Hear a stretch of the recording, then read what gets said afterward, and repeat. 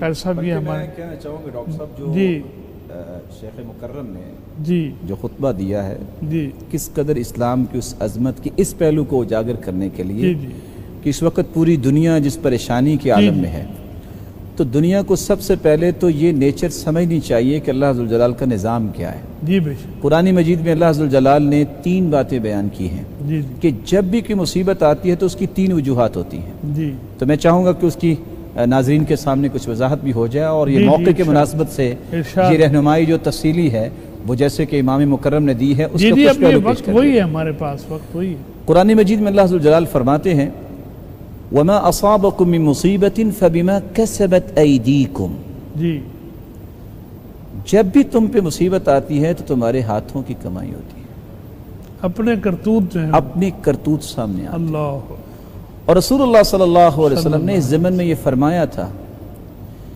کہ جس معاشرے کے اندر فحاشی عریانی اعلانیہ ہو جائے اللہ تو اللہ ذوالجلال ایسی وبائیں اور بیماریاں اس پہ مسلط کر دیتے ہیں جو پہلی امتوں پہ نہیں ہوتی۔ نہیں تھی۔ اللہ اور دوسری جگہ اللہ ذوالجلال نے اس کا ایک دوسرا سبب بیان کیا ہے جی۔ کہ بیماریاں اور مصیبتیں اس لیے بھی آتی ہیں کہ اللہ گناہوں کو معاف کر دیتے ہیں نیک لوگوں کے۔ جی بے شک ما اصاب من مصیبت الا باذن اللہ، یہ اللہ کے حکم سے آتی ہے۔ جی بے شک اور صحیح بخاری اور صحیح مسلم کی روایت ہے ما یصیب المسلم من نصب ولا وصب ولا هم ولا حزن ولا غم حتى الشوكة يشاكها الا كفر الله بها من خطاياه، کہ جب بھی انسان کو کوئی دکھ غم اور تکلیف اور فکر بھی لائق ہو، حتیٰ کہ کانٹا بھی چھپ جائے، اس کے بدلے اللہ اس کے گناہوں کو معاف کر دیتے ہیں۔ اللہ اور تیسرا پہلو اس سے بھی خوبصورت ہے جی ما اصاب من مصیبت فی الارض ولا فی انفسکم الا فی کتاب من قبل ان نبرأها۔ اللہ اکبر اللہ اکبر۔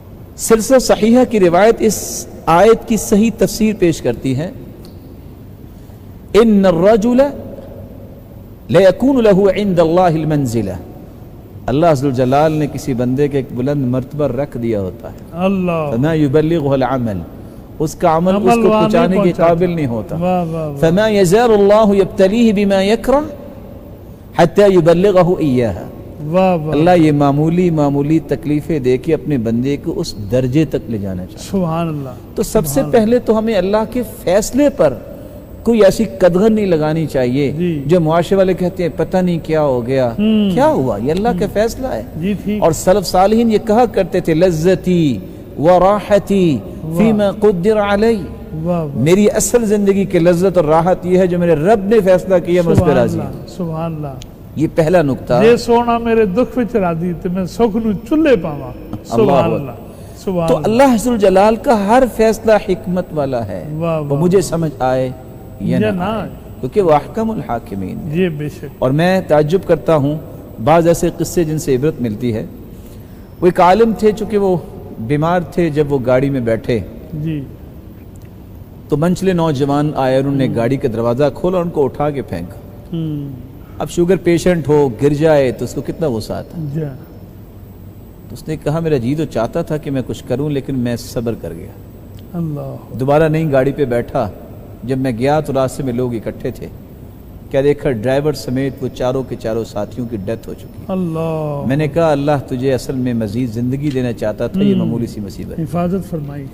تو اللہ ذوالجلال کے فیصلوں میں وہ حکمت ہوتی ہے جہاں ہماری عقل سفر ہی نہیں کر سکتی۔ میں تکرہ شیء وہو خیر لک۔ وہ خیر اللہ۔ سبحان اللہ۔ پھر اللہ کا اگر فیصلہ بیماری کا آ گیا ہے تو دوسری بات یہ بھی ذہن میں رکھنی چاہیے، ہم لوگوں نے جو وحشت اور دہشت کا یہ دور بنا دیا ہے، جی جی لوگوں کو اس طرح اللہ کی رحمت سے مایوس کر رکھا ہے اور اس طرح اچھوت کی بیماری بنا دی ہے، کوئی بھی بیماری کہ اگر ہاتھ لگ گیا تو موت منتقل ہو جائے گی۔ یہ عقیدہ کسی مسلمان کا نہیں ہے۔ جی ٹھیک 4 چیزیں پلانڈ ہیں۔ جی پہلی چیز لن تموت نفس حتی تستکمل رزقها، واہ آخری پانی کا قطرہ آخری لقمہ اور آخری لقمہ جب اللہ تک آپ کھا پی نہیں لیں گے آپ کو موت نہیں آئے گی۔ جا نہیں سکتا۔ پلانڈ۔ اللہ اور دوسری بات یہ بھی پلان ہے کہ آپ کو موت کب آئے گی، اذا جاء اجلهم لا يستأخرون ساعة ولا يستقدمون، یا ایک لمحہ بھی پہلے یا بعد میں نہیں ہوگا۔ نہیں تاخیر و تقدیم کیسے ہو ہے ہی سکتا نہیں۔ ہے؟ اللہ لیکن یاد رکھیے گا تیسری چیز بھی طے ہے، جس جگہ موت آنی ہے وہ بھی طے ہے۔ اللہ حدیث میں آتا ہے اللہ ذوالجلال کسی کا کام رکھ دیتے ہیں جیسے موت آنی ہوتی ہے، وہاں پہنچتے اس کا موت آ جاتی وہ ہے۔ اللہ ہی جانتا ہے، سورہ لقمان کے آخر سبب میں بھی طے ہے چوتھی بات، جی کسی کو بیماری سے اللہ بلائیں گے، کسی کو بغیر بیماری کے ہی بلائیں گے۔ اللہ اکبر۔ کوئی میدان کارزار میں شہید ہوگا، کوئی چارپائی اور پہ، کوئی ساری عمر میدان کارزار میں کارزار گزار پہ کر پھرتا بستر پہ۔ خالد بن ولید کی خالد طرح بن ولید رضی وہ اللہ کہا عنہ۔ کرتے تھے فلا نامت عیون الجبنا، اور جاؤ بزرگ کو کہو کہ تم ڈرتے پھرتے ہو، میں ساری زندگی موت کے پیچھے رہا اور موت میرے آگے آگے رہی، اللہ۔ آج میں چارپائی پہ فوت ہو رہا ہوں۔ اے۔ اور حدیث میں آتا ہے جو بندہ شہادت طلب کرتا ہے اخلاص کے ساتھ، اللہ۔ اس کو اگر اپنے گھر میں بھی موت آئے تو اللہ شہید کا درجہ اسے ضرور وہ دے۔ تسلی کے لیے آئے نا جی، تو اللہ عز و جو جل- عالم ہیں صحابہ رسول صلی اللہ علیہ وسلم یہ نے۔ چاروں چیزیں طے ہیں۔ جی جب یہ چاروں چیزیں طے ہیں، پریشانی کس بات کی؟